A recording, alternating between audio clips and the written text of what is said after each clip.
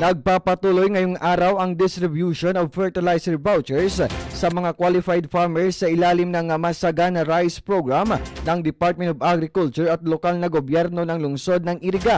Sinimulan kahapon ang pamamahagi ng mga fertilizers vouchers sa mga magsasaka na aabot sa kabuhang 1,351 na mga magsasaka ang inaasahan na mabibigyan ng naturang programa ng Department of Agriculture.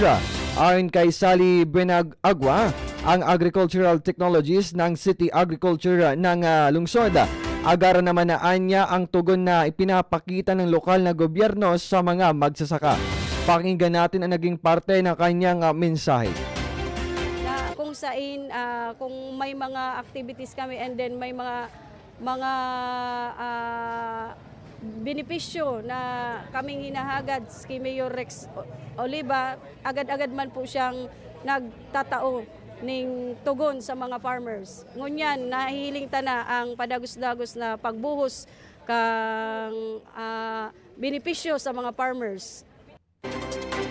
Samantala, nagpaabot pa ito ng pasalamat sa lokal na gobyerno ng lungsod sa pangunguna ni Mayor Rex Cuba Oliva sa suporta na ibinibigay ng lungsod at maging sa Department of Agriculture sa mga programa na ibinibigay sa mga Irigenyo.